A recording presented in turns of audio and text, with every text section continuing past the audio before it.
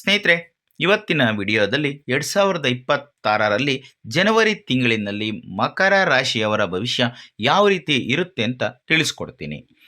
ಅದಕ್ಕಿಂತ ಮೊದಲು ನೀವೇನಾದರೂ ನಮ್ಮ ಚಾನಲ್ಗೆ ಹೊಸಬರಾಗಿದ್ದರೆ ದಯವಿಟ್ಟು ಈ ಕೂಡಲೇ ಸಬ್ಸ್ಕ್ರೈಬ್ ಮಾಡ್ಕೊಳ್ಳಿ. ಹಾಗೆ ಈ ವಿಡಿಯೋನ ಎಲ್ಲೂ ಕೂಡ ಸ್ಕಿಪ್ ಮಾಡದೆ ಕೊನೆವರೆಗೂ ನೋಡಿ. ಸ್ನೇಹಿತರೆ, ನಾವು ಯಾವುದೇ ಒಂದು ರಾಶಿ ಭವಿಷ್ಯವನ್ನು ತಿಳ್ಕೊಬೇಕು ಅಂದರೆ ಮುಖ್ಯವಾಗಿ ಗ್ರಹಗಳ ಸ್ಥಾನ ಯಾವ ರೀತಿ ಇದೆ ಅನ್ನೋದನ್ನು ತಿಳ್ಕೊಬೇಕಾಗುತ್ತೆ. ಅದು ತುಂಬಾ ಮುಖ್ಯ. ಈಗ ನಾವು ಅದನ್ನು ನೋಡ್ತಾ ಹೋಗೋಣ.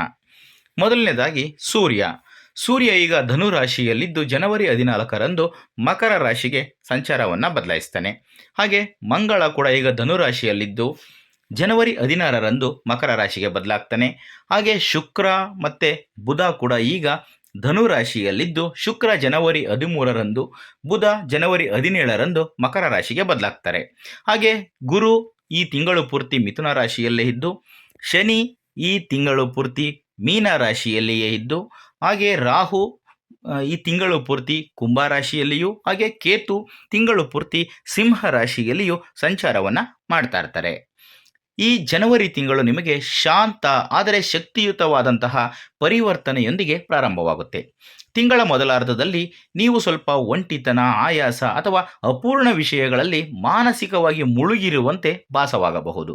ನಿಮ್ಮಲ್ಲಿ ಕೆಲವರು ಭಾವನಾತ್ಮಕವಾಗಿ, ವೃತ್ತಿಪರವಾಗಿ ಅಥವಾ ಆಂತರಿಕವಾಗಿ ಹಳೆಯ ಅಧ್ಯಾಯವನ್ನು ಮುಚ್ಚುವಂತೆ ಭಾವಿಸಬಹುದು. ಆದರೆ ಜನವರಿ ಮಧ್ಯದ ನಂತರ ಎಲ್ಲವೂ ಬದಲಾಗುತ್ತದೆ. ಅನೇಕ ಗ್ರಹಗಳು ನಿಮ್ಮ ರಾಶಿಯನ್ನು ಪ್ರವೇಶಿಸಿದಾಗ ನಿಮಗೆ ಶಕ್ತಿ ಹೆಚ್ಚಾಗುತ್ತದೆ, ಆತ್ಮವಿಶ್ವಾಸ ಮರಳುತ್ತದೆ ಮತ್ತು ನಿಮ್ಮ ಉಪಸ್ಥಿತಿ ಬಲವಾಗುತ್ತದೆ.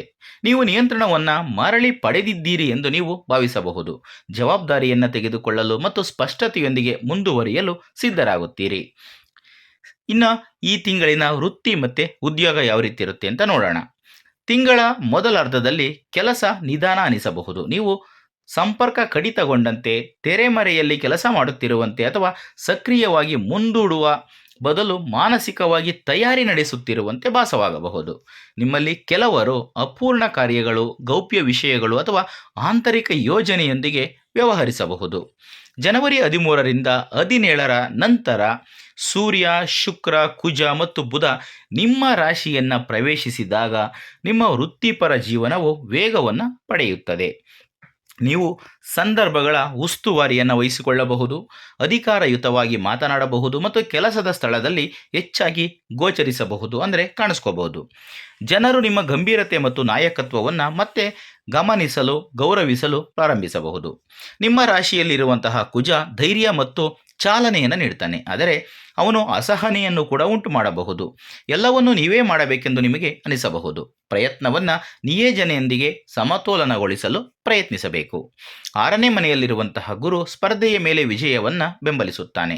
ನೀವು ಕೆಲಸದ ಸ್ಥಳದ ಪೈಪೋಟಿ, ಪರೀಕ್ಷೆಗಳು ಅಥವಾ ಕಾನೂನು ಅಥವಾ ಆಡಳಿತಾತ್ಮಕ ಸಮಸ್ಯೆಗಳನ್ನು ಎದುರಿಸುತ್ತಿದ್ದರೆ ಕ್ರಮೇಣ ನಿಮಗೆ ಯಶಸ್ಸು ಸಿಗುತ್ತದೆ. ಇನ್ನು ಹಣಕಾಸಿನ ವಿಷಯಗಳಿಗೆ ಗಮನ ಮತ್ತು ಶಿಸ್ತು ತುಂಬ ಮುಖ್ಯ. 2ನೇ ಮನೆಯಲ್ಲಿರುವಂತಹ ರಾಹು, ಅಂದರೆ ಧನಸ್ಥಾನದಲ್ಲಿರುವಂತಹ ರಾಹು ಆದಾಯದಲ್ಲಿ ಏರಿಳಿತಗಳು ಅಥವಾ ಹಠಾತ್ತನೆ ಖರ್ಚುಗಳನ್ನು ಉಂಟು ಮಾಡಬಹುದು. ಸೌಕರ್ಯಗಳು ಅಥವಾ ಕುಟುಂಬದ ಅಗತ್ಯಗಳಿಗಾಗಿ ಖರ್ಚು ಮಾಡಲು ನೀವು ಹೆಚ್ಚಾಗಿ ಚಿಂತಿಸಬಹುದು.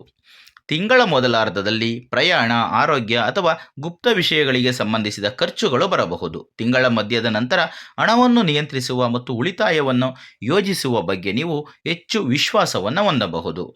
6ನೇ ಮನೆಯಲ್ಲಿರುವಂತಹ ಗುರು ಸಾಲಗಳನ್ನು ತೀರಿಸಲು ಮತ್ತು ಸಾಲಗಳನ್ನು ಸರಿಯಾಗಿ ನಿರ್ವಹಿಸಲು ಬೆಂಬಲವನ್ನು ನೀಡುತ್ತಾನೆ.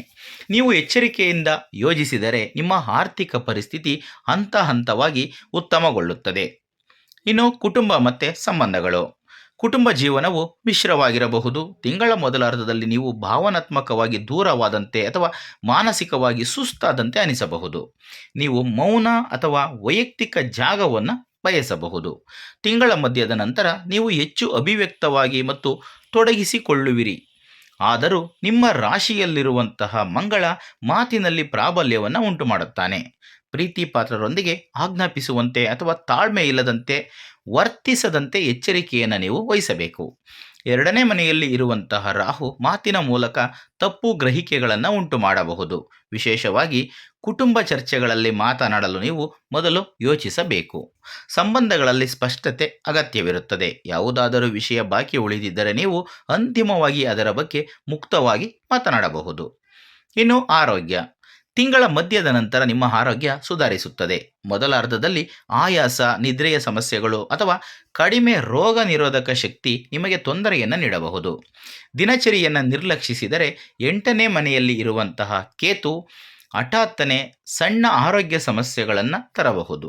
ಜನವರಿ ಮಧ್ಯದ ನಂತರ ಶಕ್ತಿಯ ಮಟ್ಟಗಳು ತೀವ್ರವಾಗಿ ಏರುತ್ತವೆ. ನಿಮ್ಮ ರಾಶಿಯಲ್ಲಿರುವಂತಹ ಕುಜ ಅಂದರೆ ಮಂಗಳ ಶಕ್ತಿಯನ್ನು ನೀಡುತ್ತಾನೆ, ಆದರೆ ದೇಹದಲ್ಲಿ ಉಷ್ಣತೆಯನ್ನು ಕೂಡ ಹೆಚ್ಚಿಸುತ್ತಾನೆ. ನೀವು ಅತಿಯಾಗಿ ಕೆಲಸ ಮಾಡಿದರೆ ತಲೆನೋವು, ಅಸಿಡಿಟಿ ಅಥವಾ ಸ್ನಾಯು ಸೆಳೆತಗಳು ಉಂಟಾಗಬಹುದು. ಇನ್ನು ವ್ಯಾಪಾರ ಮತ್ತು ವ್ಯವಹಾರ. ವ್ಯಾಪಾರ ಮಾಲೀಕರು ತಮ್ಮ ವಿಧಾನವನ್ನು ಪುನರ್ರಚಿಸುವಂತೆ ಭಾವಿಸಬಹುದು. ತಿಂಗಳ ಮೊದಲಾರ್ಧದಲ್ಲಿ ಯೋಜನೆ, ನಷ್ಟಗಳ ಪರಿಶೀಲನೆ ಮತ್ತು ಇಂದಿನ ತಪ್ಪುಗಳನ್ನು ಸರಿಪಡಿಸುವುದರತ್ತ ಗಮನ ಹರಿಸುವುದು ಒಳ್ಳೆಯದು. ತಿಂಗಳ ಮಧ್ಯದ ನಂತರ ಆತ್ಮವಿಶ್ವಾಸ ಮರಳುತ್ತದೆ. ನೀವು ದಿಟ್ಟ ನಿರ್ಧಾರಗಳನ್ನು ತೆಗೆದುಕೊಳ್ಳಬಹುದು. ನಿಯಮಗಳನ್ನು ಮರು ಮಾತುಕತೆ ನಡೆಸಿ ಸರಿಪಡಿಸಿಕೊಳ್ಳಬಹುದು ಅಥವಾ ವ್ಯವಹಾರಗಳಲ್ಲಿ ಅಧಿಕಾರವನ್ನು ಪ್ರತಿಪಾದಿಸಬಹುದು. ನಿಮ್ಮನ್ನು ಅಥವಾ ನಿಮ್ಮ ವ್ಯಾಪಾರದ ಇಮೇಜನ್ನು ಮರು ಬ್ರ್ಯಾಂಡ್ ಮಾಡಲು ಇದು ಉತ್ತಮವಾದಂತಹ ಸಮಯ. ಇಲ್ಲಿ ಸ್ಪರ್ಧೆ ಬಲವಾಗಿರಬಹುದು, ಆದರೆ ಗುರುವು ಕ್ರಮೇಣ ನಿಮಗೆ ಬೆಂಬಲ ಸಿಗುವಂತೆ ಮಾಡುತ್ತಾನೆ. ಇನ್ನು ವಿದ್ಯಾರ್ಥಿಗಳ ಜೀವನ. ವಿದ್ಯಾರ್ಥಿಗಳು ತಿಂಗಳ ಮೊದಲಾರ್ಧದಲ್ಲಿ ಮಾನಸಿಕವಾಗಿ ಆಯಾಸವನ್ನು ಅನುಭವಿಸಬಹುದು. ಪ್ರೇರಣೆಯ ಕೊರತೆ ಅಥವಾ ಗೊಂದಲವು ಏಕಾಗ್ರತೆಯನ್ನು ಕಡಿಮೆ ಮಾಡಬಹುದು. ತಿಂಗಳ ಮಧ್ಯದ ನಂತರ ಏಕಾಗ್ರತೆ ಗಮನಾರ್ಹವಾಗಿ ಸುಧಾರಿಸುತ್ತದೆ. ಆತ್ಮವಿಶ್ವಾಸ ಹೆಚ್ಚಾಗುತ್ತದೆ ಮತ್ತು ಉತ್ತಮ ಪ್ರದರ್ಶನ ನೀಡಲು ನೀವು ಹೆಚ್ಚಾಗಿ ನಿರ್ಧರಿಸಬಹುದು. ಪುನರಾವರ್ತನೆ ಮತ್ತು ಶಿಸ್ತಿನ ಅಧ್ಯಯನಕ್ಕೆ ಇದು ಉತ್ತಮವಾದಂತಹ ಅವಧಿ. ಸ್ನೇಹಿತರೆ, ಈಗ ಕೆಲವೊಂದಷ್ಟು ಸರಳ ಪರಿಹಾರಗಳನ್ನು ತಿಳಿಸ್ಕೊಡ್ತೀನಿ. ಸ್ಥಿರತೆಗಾಗಿ ಪ್ರತಿ ಶನಿವಾರದಿಂದ ಓಂ ಶಂ ಶನೈಶ್ಚರಾಯ ನಮಃ ಎನ್ನುವಂತಹ ಮಂತ್ರವನ್ನು ಜಪಿಸಬೇಕು. ಪ್ರತಿ ಶನಿವಾರ ಸಂಜೆ ಎಣ್ಣೆಯನ್ನು ಅರ್ಪಿಸಿ ಅಥವಾ ದೀಪವನ್ನು ಹಚ್ಚುವಂತಹ ಪ್ರಯತ್ನವಾದರೂ ಮಾಡಬೇಕು. ಎಣ್ಣೆಯಿಂದ ದೀಪನೇ ಹಚ್ಚೋದು, ಆದರೆ ಎಣ್ಣೆಯನ್ನು ದೇವಸ್ಥಾನಕ್ಕೆ ಅರ್ಪಿಸಿದ್ರೂ ಆಗುತ್ತೆ ಅಥವಾ ನೀವೇ ಆ ದೀಪವನ್ನು ಬೆಳಗಿಸಿದ್ರೂ ಕೂಡ ತೊಂದರೆ ಇಲ್ಲ. ವಿಶೇಷವಾಗಿ ಕುಟುಂಬದೊಂದಿಗೆ ಶಾಂತವಾದ ಮಾತನ್ನು ಅಭ್ಯಾಸ ಮಾಡಬೇಕು. ದೈನಂದಿನ ದಿನಚರಿಯಲ್ಲಿ ಶಿಸ್ತನ್ನು ಕಾಪಾಡ್ಕೋಬೇಕು. ಸಾಧ್ಯವಾದಾಗಲೆಲ್ಲ ವೃದ್ಧರು ಅಥವಾ ನಿರ್ಗತಿಕರಿಗೆ ಸಹಾಯವನ್ನು ಮಾಡುವಂಥದ್ದು ತುಂಬ ಒಳ್ಳೆಯ ಕೆಲಸ. ಸ್ನೇಹಿತರೆ, ಇದಿಷ್ಟು ಇವತ್ತಿನ ವಿಡಿಯೋದಲ್ಲಿನ ಮಾಹಿತಿ. ಈ ಒಂದು ಮಾಹಿತಿ ನಿಮಗೆ ಇಷ್ಟ ಆದರೆ ವಿಡಿಯೋಗೆ ಒಂದು ಲೈಕ್ ಕೊಡಿ. ಇಂಥದ್ದೇ ಮತ್ತಷ್ಟು ಮಾಹಿತಿಗಳಿಗಾಗಿ ನಮ್ಮ ಚಾನಲನ್ನು ಸಬ್ಸ್ಕ್ರೈಬ್ ಮಾಡಿಕೊಂಡು ಪ್ರತಿನಿತ್ಯ ನೋಡ್ತಾ ಇರಿ. ಮುಂದಿನ ವಿಡಿಯೋದಲ್ಲಿ ಮತ್ತೊಂದು ಹೊಸ ರಾಶಿ, ಹೊಸ ವಿಷಯದೊಂದಿಗೆ ಸಿಗ್ತೀನಿ. ಎಲ್ರಿಗೂ ಕೂಡ ಒಳ್ಳೆಯದಾಗಲಿ. ಧನ್ಯವಾದಗಳು.